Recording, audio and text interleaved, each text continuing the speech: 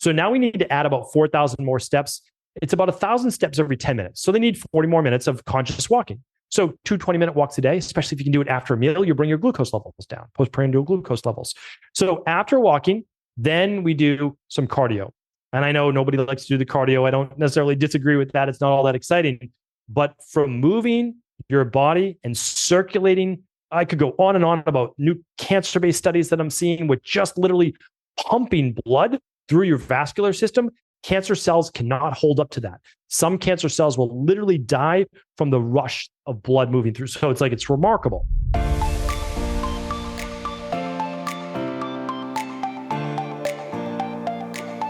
Hey friends, welcome to The Good Life with Michelle Lamoureux, a show for women in midlife who want to live happier, healthier, and more meaningful lives.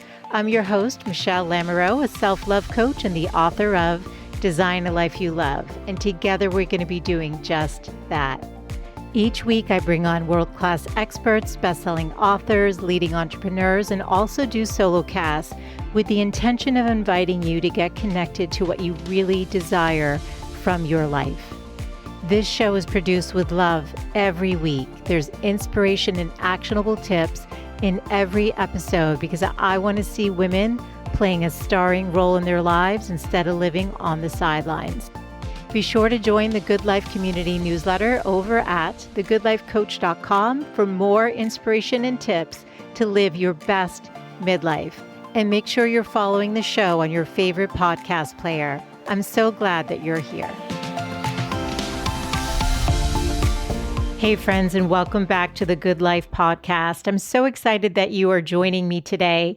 We are going to learn about how to get fit in midlife and really look at the specific challenges because of perimenopause and menopause.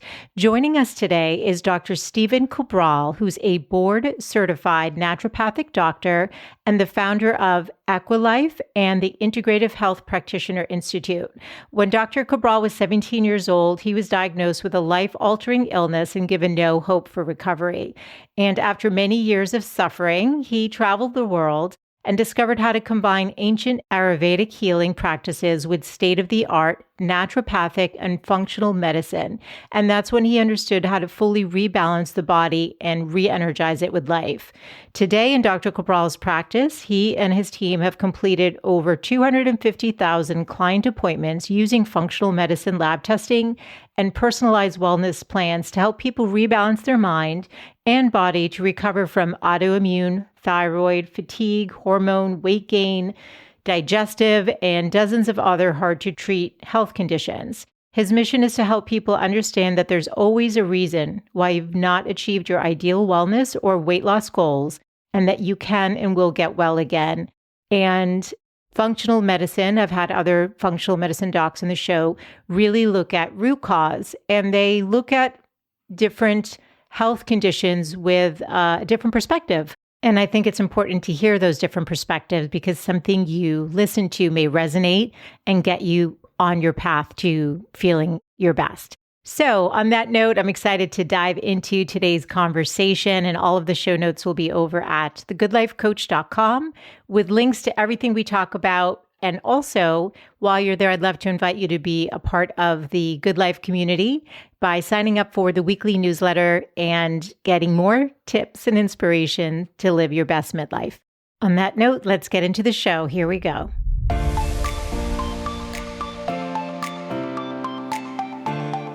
Welcome back to the show, Dr. Cabral. Here we are, part 3. It's great to be here. I can't wait. So thanks for having me. Yeah, well, I just want to say thank you. So I'm in year 5 of the podcast.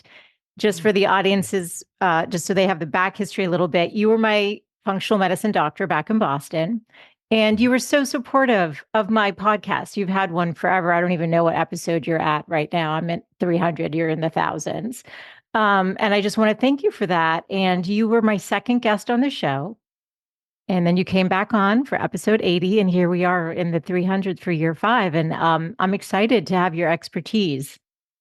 Well, you're doing amazing work. So I really, if I can help in any way, I'm glad to do that. But like I said, the work that you're doing and the information and knowledge you're putting into the world is amazing. So you got to keep it up. So kind. Thank you. Thank you. Well, I wanted to talk fitness with you. So give us a little bit of your background in that space too, so women know. Because when I was trying to figure out who do I want to have on to help educate around what's happening hormonally to women in midlife, why is it that we're doing the same things, working out the same, eating the same, but suddenly our bodies don't look the same or feel the same? Mm-hmm. And how can we take control of our health for strength, longevity, health span, not just lifespan, right? And feel great again and feel really good. And a lot of the women, when I've written in about what topic they want to cover, this was a hot topic. Yeah, 100%. This has really been my life because I played sports all through childhood. And then I tore my Achilles tendon, which I really don't talk about too much. So a lot of people probably don't know that, but I tore that the beginning of my senior year of high school. And then 2 months later, this is part of the issues around my healing as well. And then I got, very sick. And many people know about my story. Some people don't, but I was sick from 17 years old to 27 years old. Addison's disease, which is the inability to produce cortisol, type 2 diabetes as a result of Addison's disease. And I had many, many others, but the other one that I had was an autoimmune issue called rheumatoid arthritis. So even as a teenager, I had this disease that was breaking down the joints in essentially my thumb and my elbows. I had POTS. I had horrible allergies with mast cell activation syndrome, mastocytosis. But what I wanted to do was I said, okay, if these doctors can't help me get well, because they told me that there was no real hope to get well, that I just had to manage these diseases, that I said, okay, if I can't fix the inside of my body, I at least want to work on the outside. And so after I tore my Achilles tendon, I couldn't do basketball, I couldn't do cross country, I couldn't do track, I couldn't do all these things that I enjoyed doing. I said, I'm going to start going to the gym. And it was literally to preserve sanity. That's it. Like I needed an outlet. So like, that's just somewhat the tip of mind I have. I have to be doing something. And so I began actually exercising. I loved it. I didn't know what I wanted to do in college.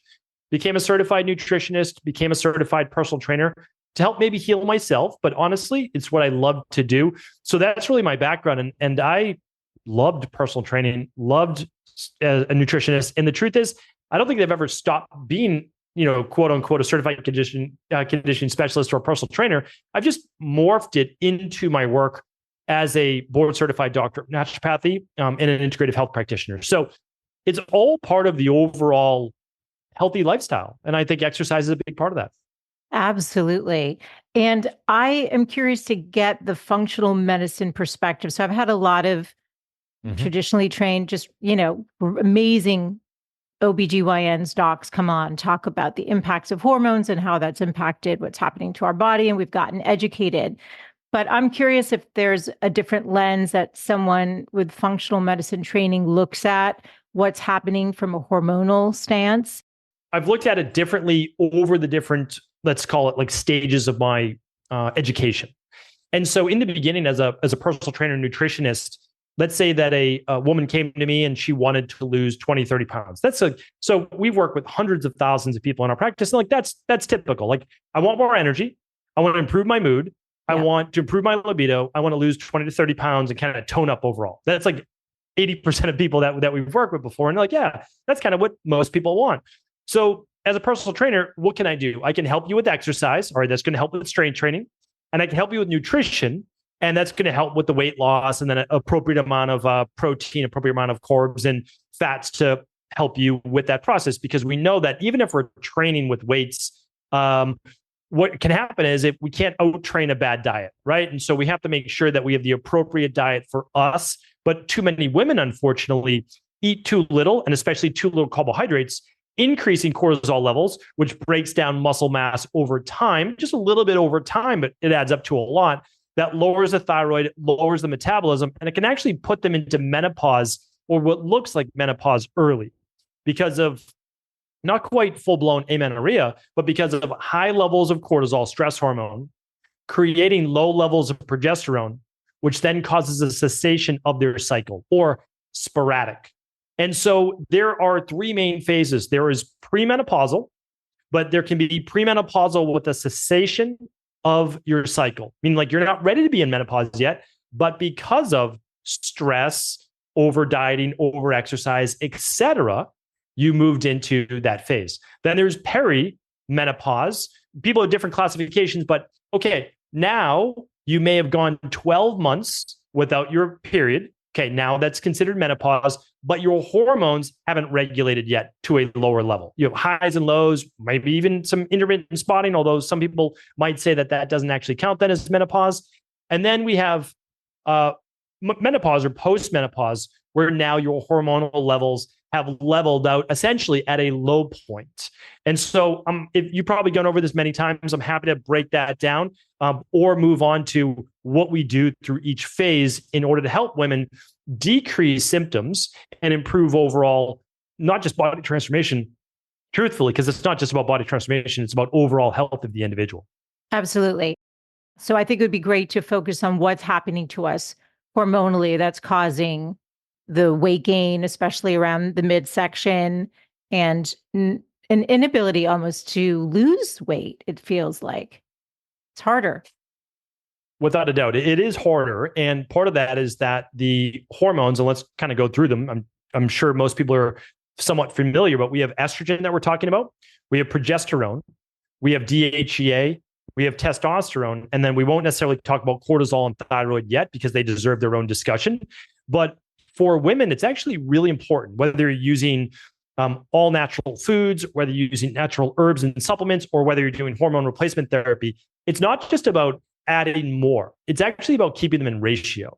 So your estrogen and your progesterone, you will never feel completely well or lean or energized if your estrogen and progesterone ratios are not balanced. So there are specific ratios that each one needs to be in, with estrogen being a fraction of what progesterone is supposed to be.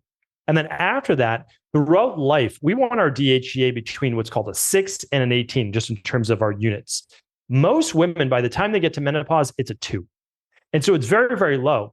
And that means that DHEA which is actually a precursor for testosterone, and your natural estrogen production there's just not enough of the raw material there to make more.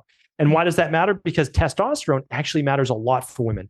Although it might be 1/5, 1/6 of what men produce, it is crucial in terms of improving protein, overall utilization for when you work out with weights, your ability to recover, your ambition, your drive, your libido, and overall metabolism.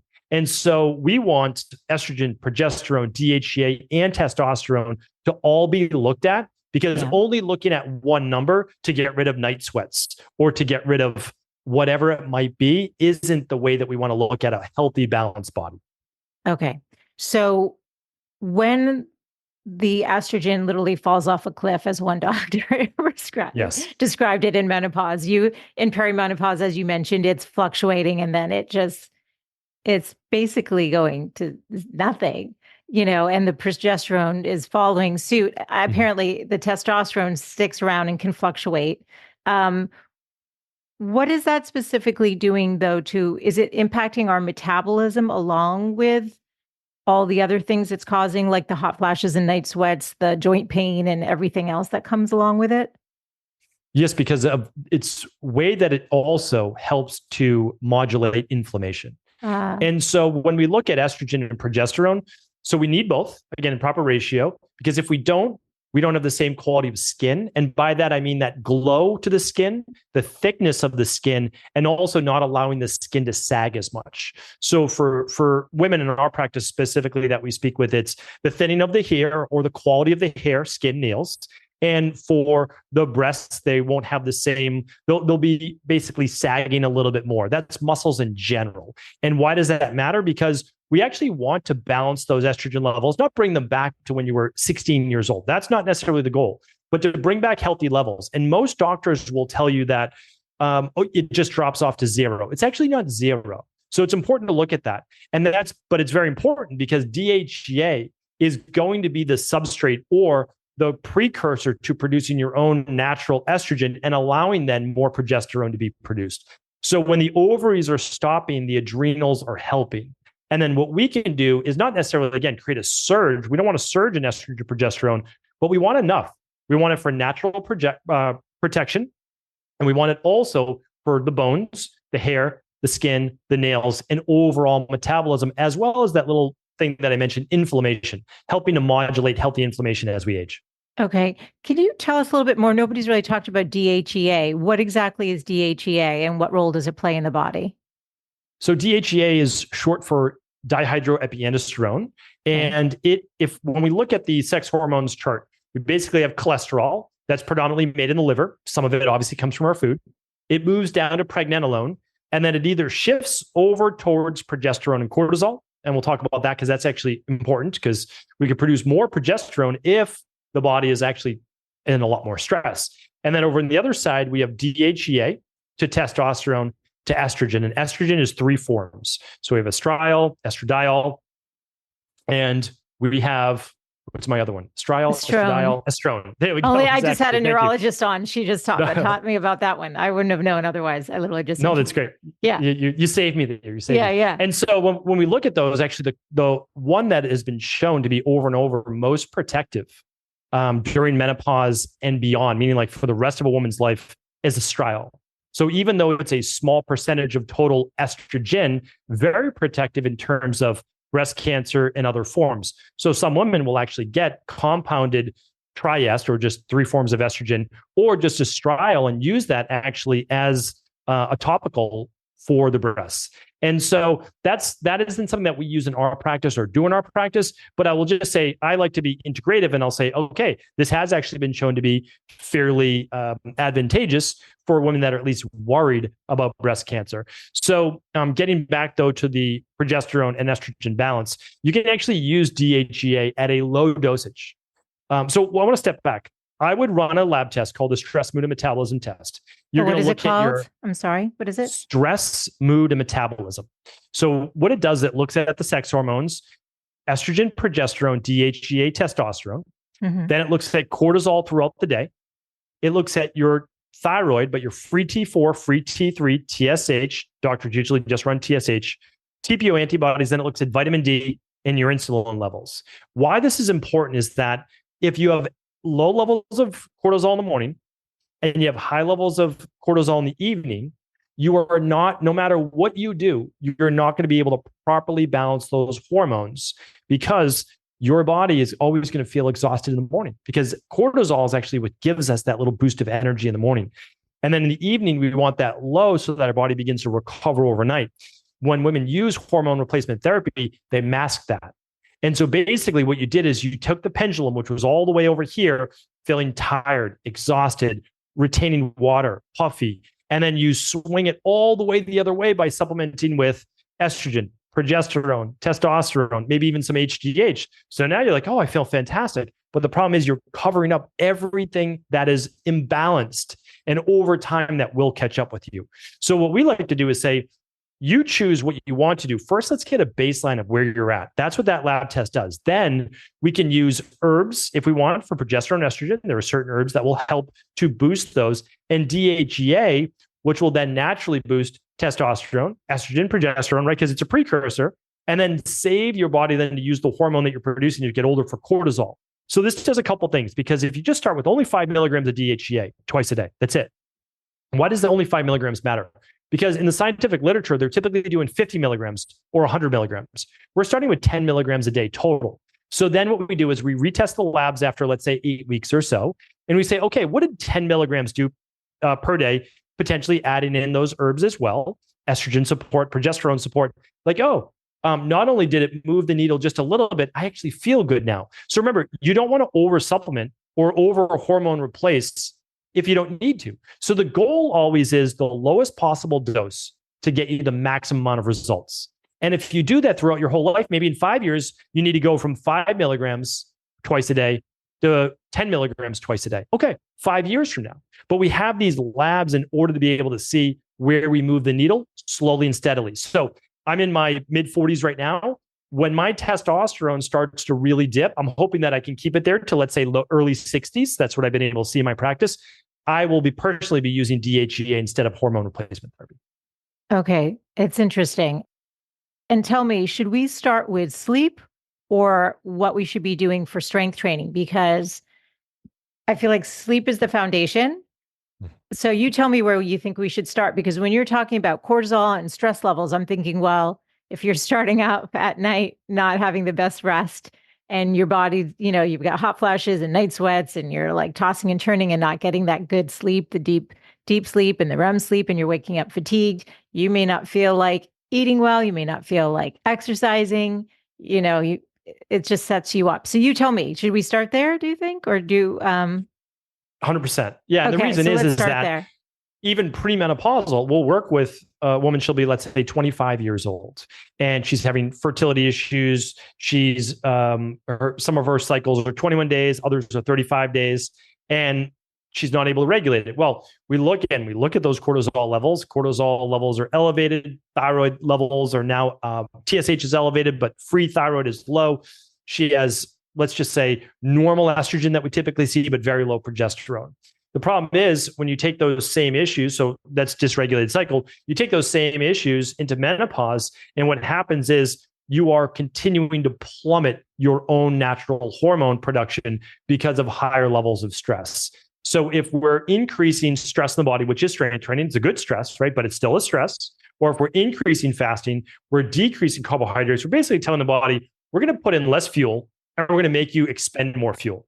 And how do you think you're going to feel, right? It's like, it's not ideal. And so we can do that if we begin to balance, though, more sleep, and we do something called reverse dieting.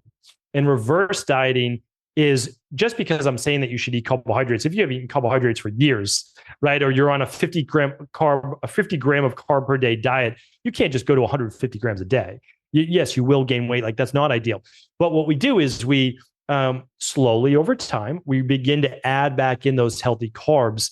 Now, carbohydrates act as a buffer for stress hormones, namely cortisol, and you begin to sleep better. You begin to recover better. Your blood sugar levels, believe it or not, can become more balanced, and life is good. So it's all part of the plan. Yes. Okay.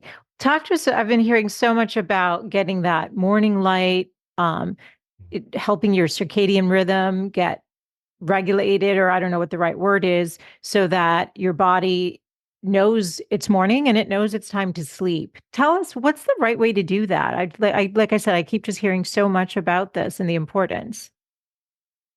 So during certain times of the day, the actual wavelengths of the sun are absorbed differently with the body. So more of the red light, right, that we're trying to receive into the body, and blue light as well in the morning, but they're just the way in which you get it is the timing of the day. So in an ideal world, we are getting morning sun between 6 and 8 a.m. Now, during the winter months, the sun might not rise till a little bit later. So you have a play of about 90 minutes, depending on the season. And there is actually some decent truth in literature to going to bed a little later in the summer and sleeping in a little bit more in the winter. But I don't like to throw off people's schedules, because we do try to keep a normal schedule. But as humans, we are diurnal beings. And when we look at lab tests, you actually see, and I'll just give you the units because I think this will make this most sense. See, on that same stress metabolism test, the amount of cortisol you want to produce between 6 and 8 a.m. when you're taking your first saliva sample is between 6 and 9 units. Okay. At lunchtime, it's about 2 to 3 units. Right before dinner, 1 to 2 units. Before bed, 0.5 units. So we look at that and you add up the rest of the day, they still don't equal 6 to 8 a.m. in the morning, right? So that is, if your cortisol is working properly, you wake up with energy, you wake up and an hour or two later, you have an appetite, you're ready for breakfast. And part of that is the blocking of melatonin from being produced. So cortisol can actually begin to elevate. And one of the ways that you can drop melatonin is exposing your body to light, especially sunlight. So if you can't, I have in my room a wake light. And so if I'm waking up before the sun, well, my wake light, which is an alarm clock, gradually gets brighter every minute for 30 minutes. And that can then allow me to wake up more naturally, which helps the thyroid and helps the cortisol, while at the same time stopping melatonin-based production, which leaves you groggy and feeling like you're still basically half asleep. Okay, so when you wake up with that light, do you feel great? Like, are you just like, yeah, it's morning, I'm ready? Is that you? 100%. And I try to wake up naturally. So I wake up between 5:30 and 6 a.m. in the morning. And that is for multiple reasons. One, and we might have talked about this before, but I like 1 hour to myself before my daughters wake up and my wife. And so that basically is my 1 hour, and the rest of the day is it's their time and it's my work's time. And so I kind of say, great, that's their time until the end of the day. Then that's my exercise and family time again. And so I like to wake up during that time. Now I need to work back 8 hours, obviously, to go to bed. But if your alarm clock goes off and you're in the middle of REM sleep, you're going to wake up groggy. You're just going to wake up feeling terrible. And if your alarm clock is like an air raid siren, you're going to wake up with high levels of cortisol. Like, oh, what's going on? So it's not a good way to start your day. So mine is the wake light. I think it's just Philips wake light. Wakes you up gradually. Yeah. And then it's birds chirping. So if I'm still not awake by 6 a.m., the birds will start chirping. And hey, the birds are out. It's time to wake up. So are you trying to get outside, or you use your wake light and you just get started? There's this idea that you're supposed to get outside and expose your body. Well, there's a couple parts to that. So I lived in Boston for the majority of my life, and it might be 18 degrees without wind chill, right? For many, many months. You know that. And so I do know this. That's not happening. But I do have what is called it's 10,000 lux light. It is only about a foot tall by about 8 inches wide, and it's a stand. So the first thing I do when I wake up in the morning is I just put a little water in my face, brush my teeth. I get it. I'm a big believer, since I had Addison's disease, and I should state with people now I no longer have any disease. At 27 years old, my mentor helped me to figure out how to figure out these underlying root causes and heal. And of course, that's what I've tried to do ever since is pay that back and pay that forward. So the wake light is right on a stand on my sink. I just click that on, and as I'm getting ready, it's simulating the sun, because in Boston, the sun might not rise till 8 a.m. I'm up at 6. So that really helps with seasonal affective disorder as well. So I'll just use that during the winter months. During the late spring, summer, early fall, I have just the window. I have a window in my bathroom, and I'm getting that natural light coming in. Okay, I love it. I think it's helpful, and I think it's interesting. Some of the curiosity I had, I said, I'm just going to put some of these questions in today, because you research more than anyone I know. Like, it's unbelievable. You must be on PubMed every day for hours. Okay, so let's shift. So let's say, any other things you want to add about how to get that good sleep? Anything else you want to add to that? Yeah. Have you spoken about the 3-2-1 formula on your show yet? No. So I really like the 3-2-1 formula. This has helped me out a lot. I don't like to consider myself rigid, but I like to take my brain out of the equation. So I just like guidelines. And so I just set little alarms on my phone. So 3-2-1 is 3 hours before bed, make sure you've stopped eating. So I just have a simple rule for myself, because I could eat all night, just like anybody else. It's like, there's some whatever, there's some crackers, there's some whatever, and you can snack on them. So 3 hours before bed, no more food. 2 hours before bed, no more water. 1 hour before bed, no more blue light. And so it's a very simple formula, but just using that myself has been a great guideline. Now, by 8 o'clock at night, though, putting my daughters to bed, I turn down all of the lights in the house. So as they're getting ready for bed, I do the same for them. So they have a salt lamp in their room, so it's an amber light. I turn off all the lights, to my office, to everything. My phone automatically switches, but about 90 minutes before bed, I don't need to be on my phone anymore, so I'm off my phone. And I'm reading. So if I want to do something before bed, I like to do a little bit of breath work to calm my nervous system. And I like to do a little reading. And so that's about it. The 3-2-1 formula has been really helpful. There's, of course, great nutritional supplements that you can use, but I also like to be lifestyle plus the supplements. The supplements are easy, but the lifestyle is a little bit more challenging. So I like to integrate both.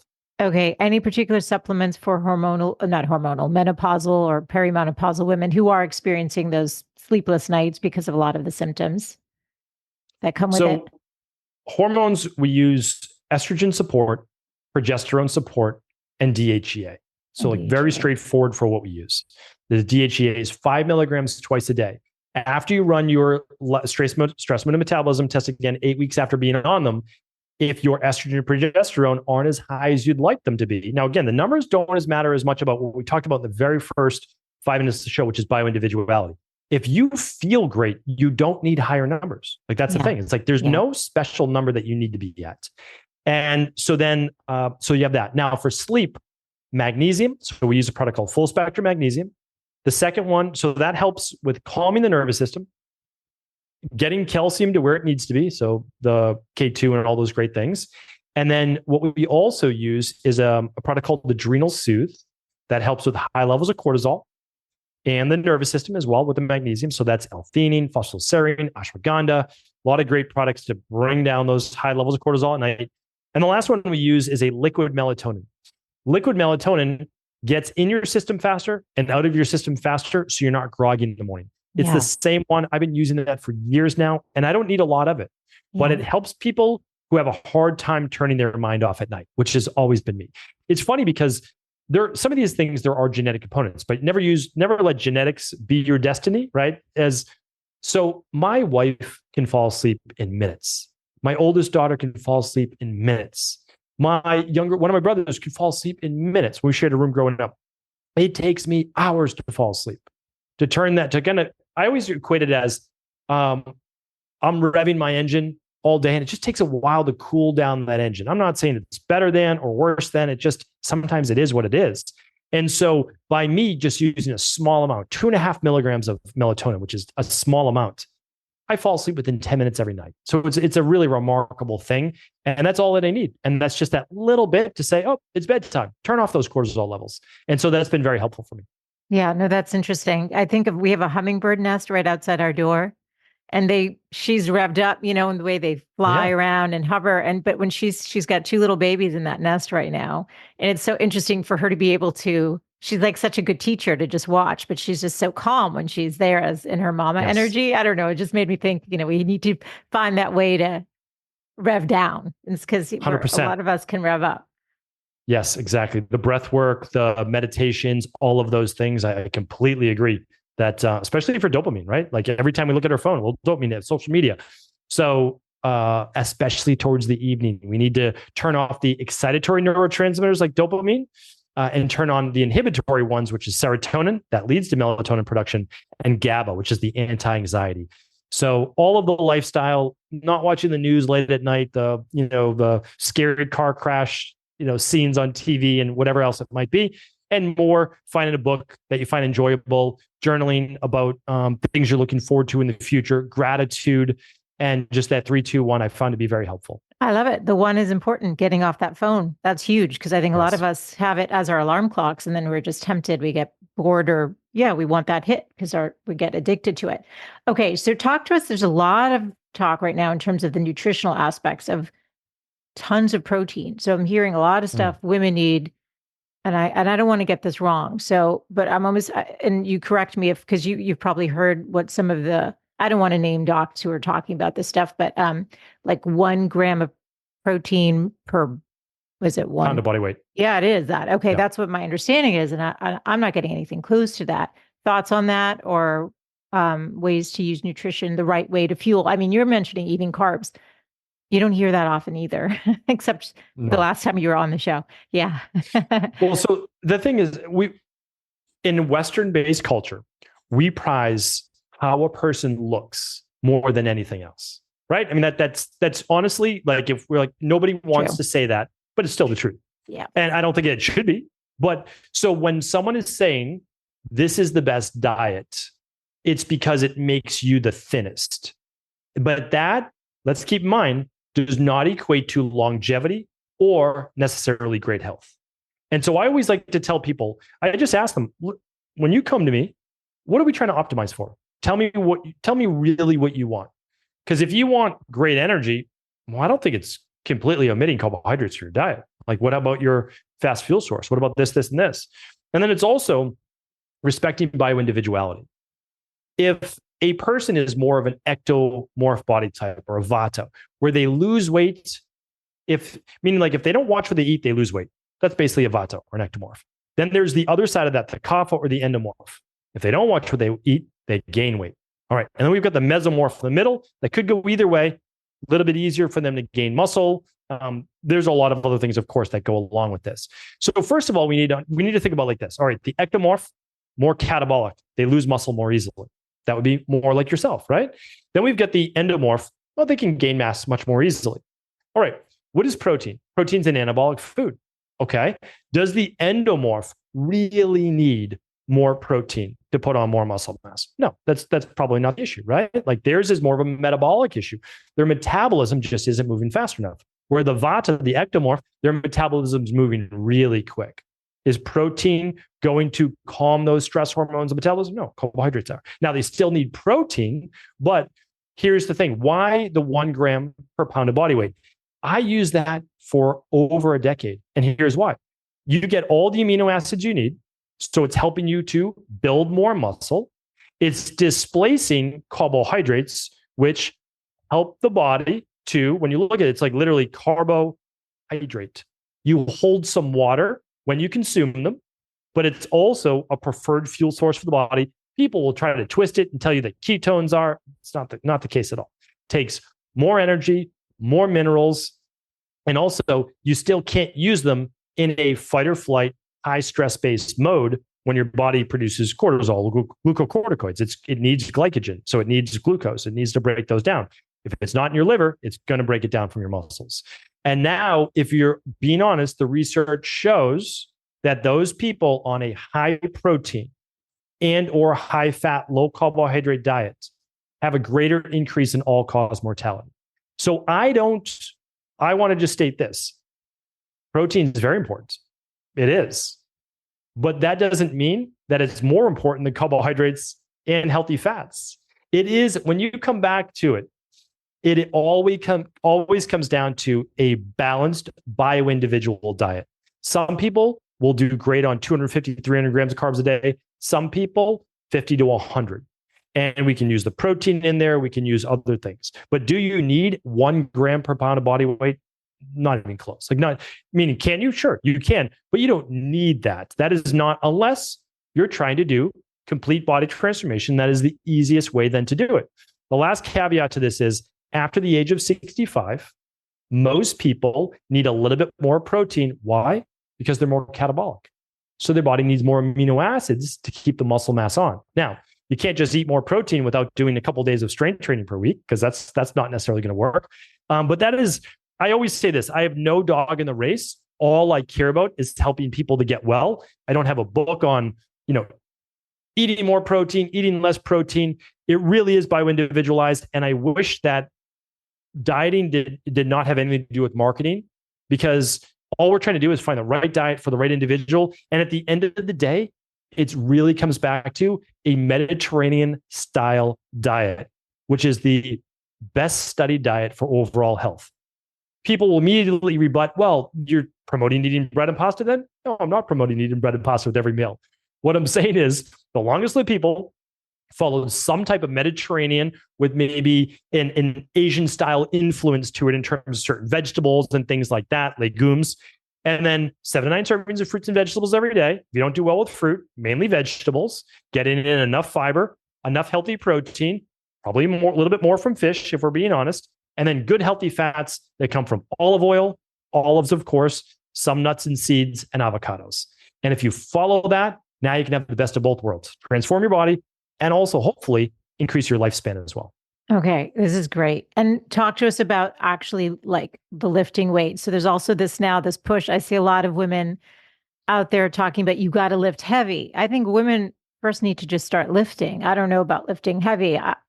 When you haven't been cultivating that, that feels like another barrier in my opinion. So thoughts on just strength training in general. What are your thoughts on this idea that we need to lift heavy there's always these I don't know. Yes. I don't know. It's the pendulum. Fads. It is the pendulum. It's like, it's let's just get people moving and lifting some weights. I don't know. Do we need to lift heavy? If we do, tell us. Yes. The problem is that you will never gain a massive social media following without saying something all the way to the other side of the pendulum, right? Yeah. So what I say is balance, create dynamic equilibrium in the body. But I'm not, that's because I'm not making this stuff up either. Meaning it's been taught for 6,000 years in Ayurvedic medicine. It was then moved on to traditional Chinese medicine. And then every form of medicine in the world adopted these things, bioregulatory medicine, et cetera. And all we're doing is bringing it to modern times. That's it. We're combining ancient wisdom with state-of-the-art now lab testing. And so I completely agree with you. We have something called a graduated exercise program or protocol. You don't need to do anything if you're not walking. So walk 7,500 to 10,000 steps per day. Yeah. That is a low barrier to entry. And if I understand some people can't walk for certain reasons, like injuries, et cetera. All right, let's hop on a bike like that. We do what we can with what we have. Like that's basically the bottom line. But that equates to about 90 minutes of being on your feet per day. And so it's what we find in our practice is the average person does about 3,500 steps per day left to their own devices. That's basically it, right? Okay. So now we need to add about 4,000 more steps. It's about 1,000 steps every 10 minutes. So they need 40 more minutes of conscious walking. So 2 20-minute walks a day, especially if you can do it after a meal, you bring your glucose levels down, postprandial glucose levels. So after walking, then we do some cardio. And I know nobody likes to do the cardio. I don't necessarily disagree with that. It's not all that exciting. But from moving your body and circulating, I could go on and on about new cancer-based studies that I'm seeing with just literally pumping blood through your vascular system. Cancer cells cannot hold up to that. Some cancer cells will literally die from the rush of blood moving through. So it's remarkable. Okay. After that, body weight training. Why body weight training? Because if you can't control your own body and nervous system, you have no business lifting heavy. And then after that, we can move on to strength training. So when we look at that, you said you were how old? 50? 53. So 53. So let's say that you're going to live to 100 years old, 103 years old for easy math. So we have 50 more years. That means that you don't need to rush through this graduated exercise protocol. You could take 6 months to a year to I'm going to get my 7,500 to 10,000 steps a day, right? So it's like, you don't need to do 7,500 tomorrow if you're doing 3,500 today, like most people do. Do 4,500. It's 10 more minutes of walking. And then, okay, great. I'm going to do cardio. How many times a week? 2 to 3. Okay, great. Then I'm going to add in the strength training. And for most people, I just say cardio, strength, cardio, strength. And we used to have more days off a week and all those things. The truth is, if you can pick one time a day just for 30 minutes, and that's the time that you do it, now it's part of your schedule. It's too hard to go, oh, day off. Is this the right day? Is this not the right day? Choose one day off if you want, and then just kind of alternate. And don't make them grueling workouts. Yeah. Work your way up. And so that you're not sore and tired the next day. Okay. I love this. And zone 2, is that walking fast? I'm also, a lot of people talking zone 2. Is that what everybody's that really talking is? zone 2 now. Yeah. And so it's all funny. About zone 2 is the cardio. So that's zone 2 literally is cardio. Okay. It's steady state. Like it's the steady state to keep, let's look at it this way. We can give people the equation if they want to do it. It's 220 minus your age. And then it's 60 to 70% of that. It's basically 70% of that. Okay. So we could say, your age would be 220, 170, 167, right? And then you would just multiply that by 0.7. And that would basically be the heart rate you would stay around. That you want to get to zone 2. Okay. Yeah. So, okay. So that could be an incline walk. It could be a brisk walk, a light jog, and that's going to get you that zone 2. And zone 2 has really great longevity-based benefits. Now, it's the opposite of HIIT training, where you're in, you're in zone 4 or 5. But that's different, right? So those are bike sprints that can be done after your weight workout or more of a high intensity interval. But you're more likely to get injured during high intensity interval training than you are during your cardio and then your body weight. So I literally have done, 20,000, 30,000, personal training sessions with people. So like, I get it. And everybody wants to start doing like the TRX and kettlebell swings and all that. You're going to get injured if you don't start with the basics. And so start with the basics. Your lunges. Before you can do a walking lunge, do regular lunges, right? Get your balance, work on those things, squats, reaches for your Romanian deadlifts. They're all important. Work on those and then gradually move up. You'll be so much better off. The truth is, you also won't plateau that way. That's why we've been doing this for a long time. So it's like, if you jump right into strength training, well, what's the next thing when you plateau? Like harder strength training. So work your way up to that. It'll be dramatic. Yeah, create that foundation. So what advice would you give to a woman who's, let's say, 60 and she's not able to get that weight off the midsection? Is everything we're talking about, is this what's going to get her there? The whole de-stress protocol. Yeah. Diet, exercise, stress reduction, toxin removal, rest, which is the sleep we spoke about earlier, the emotional balance, the scientifically backed supplements, and the success mindset. And so that's what we've used in our practice to help people with now for 25 years. I didn't know it back that many years ago, but for a good 15 years, it's exactly what we've been doing. And the reason is that nobody's perfect. Neither am I. So I don't have to be perfect on my diet, perfect on my exercise, perfect on my sleep. if I'm doing 80% of all of those, right? You can still get all the results you want. But if your sleep's not dialed in, your stress isn't dialed in, you're not doing anything for detox from all of think about all the chemicals in the environment that raises women's estrogen levels, but doesn't raise their progesterone, right? It's like, okay, well, that's a disaster. And you retain water, you get headaches, you get breakouts, all these different things. So then you have to be perfect on your diet. And even then it still may not work. So that's too stressful. That just adds more stress and honestly more underlying root cause issues. So I like a more holistic approach, not with an H, but a WH, right? Holistic. So you look at the entire body, and that is ultimately the best way and the easiest way then to maintain results over time. Okay. This has been so good. Just quickly, more fads, cold plunging and sauna. Thumbs up, thumbs down. I know you love sauna. You have one in your house. Yeah, sauna is great for almost every human alive. You have to be careful. Obviously, if you're pregnant, we're not going to recommend the sauna.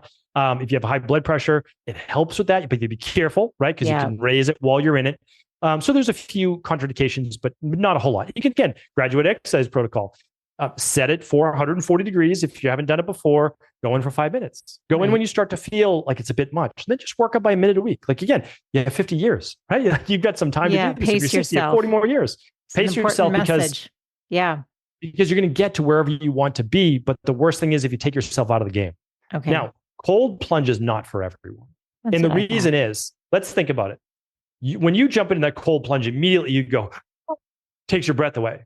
And the reason is this: even though the results from PubMed, as you stated, are at 56 degrees, you can get results at 56 degrees. What is everybody doing in their cold plunge at? 37 degrees? Because that's the coldest you can get it, right? So it's a competition to see how cold it can be.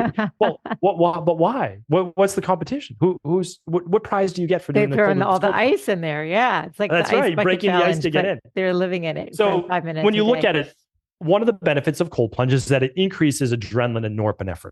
Okay, so you get a temporary response from the immune system, but who is that great for? It's great for people low mood, low energy, more towards depression. It can be phenomenal. It wakes that body up. It surges adrenaline in the body. Who's it not good for? People that are chronic fatigue, ectomorph, worn out, higher anxiety, all those people. Yeah. Unless you don't do it first thing in the morning, because you don't need the spike in cortisol. I don't need a spike in cortisol. That's what I mean. When I'm up. Yeah, I'm already. That's right. Yeah. You don't need more of a surge, but it will help those people if, and this is never talked about, if you're able to enter the water and go. You're doing an exhale, just for people who are listening. He's doing a gradual exhale. Calm the nervous system and be able then to deal with the stress of the cold and buffer that, keeping the sympathetic nervous system or fight or flight from engaging. If you can do that now, you're learning how to deal with stress. Your nervous system is staying in that parasympathetic, and that's going to be able to help you throughout life and throughout your day. But they never teach breath work and keeping your parasympathetic low. It's more like fight through it. You work with it, like work with the pain. So it's the same thing. Instead of working up in steps, you're working down in temperature. 50, 60 degrees, and then 58 degrees and then 56 but working with your breath work. And there's lots of videos that will teach you how to do that. I love it. Is there anything I didn't ask today that you want to leave the audience with? There's so much when it comes to this field. It's just, I will say this, and I'm not speaking about anybody in particular. Whenever anything is just so far to the left or to the right, it's almost always wrong. Now, there's a grain of truth, and it will get you short-term results. Keto, short-term results. Carnivore, short-term results. Check out the literature on both of those. Horrible early cause mortality, meaning like it increases all-cause mortality. This isn't me saying that. If the carnivore diet was the answer, we would be having a conversation right now about the carnivore diet, because I have no dog in the race and it does not matter to me. I would be like, yes, we all need to eat more ribeyes wrapped in bacon. And I would say that's great for everybody. But since that's not actually what's proven out in the long-term literature, I can't recommend that. And because if I wouldn't recommend it to my parents and my wife and my family and people in my private practice, I can't recommend it to the world. So if anything is so far out there, keep in mind that there are people like yourself, Michelle. There are hundreds of thousands of great health practitioners and doctors that they didn't miss it. Do you know what I'm saying? Is like, and I'm not doing that to be like from an ego perspective where I was like, they didn't miss it. Like they see the same literature, they're not recommending they're in their private practice because they run the labs and they see what it does to people's bodies. And so all I urge is just a little bit of skepticism, which I think is good in general with social media. And don't do anything with short-term results that will hurt you in the long term. That's basically it. Take just a little bit longer. Instead of 3 weeks of results, you'll get it over 3 to 4 months, 12 to 16 weeks. And if you can wait that long, then you're going to be able to maintain it easier and you're going to be able to make the right short and long-term decision for your health. Absolutely. Just quickly, Ozempic, I mean, it's a bigger conversation, but is there a place for it? Yeah. I have a whole podcast on Ozempic. So give us the link on that. So maybe that's the way to go because it's too big of a topic. But now that Oprah's put it out there, I don't know if that's when she's on. I think, people are curious. Is that an option for them if they're really struggling? There's Wegovy, Ozempic, et cetera. Yeah, so I'll find the link. Yeah, go ahead. I'm not against anything that will help people. I'm really not. But let's just share with people the potential side effects. And that is gastroparesis. That is literally difficulty digesting a meal in food, constipation, GI issues, SIBO, small intestinal bacterial overgrowth, and more.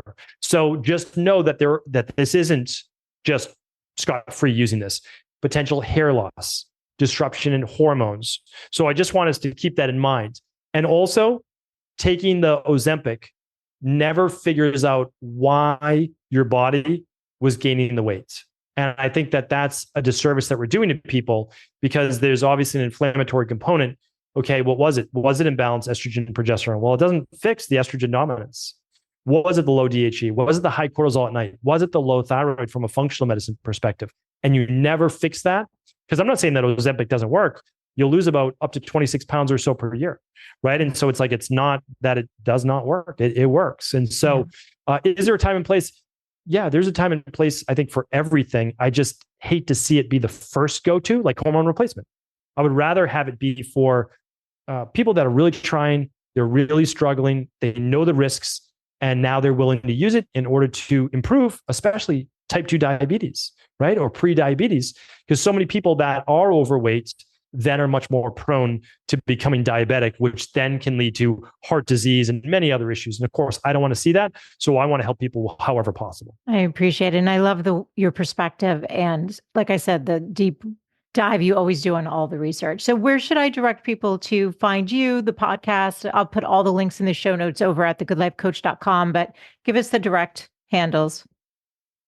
So my podcast is The Cabral Concept, and my book is The Rain Barrel Effect. And then everything can be found right at stevencabral.com, and it's Steven with the PH. So the podcast is there, the book, all the different labs we spoke about. And I'm probably most active on Instagram and happy to help people in any way I can. And that's what you do. And it's just such a pleasure sitting with you for the third time.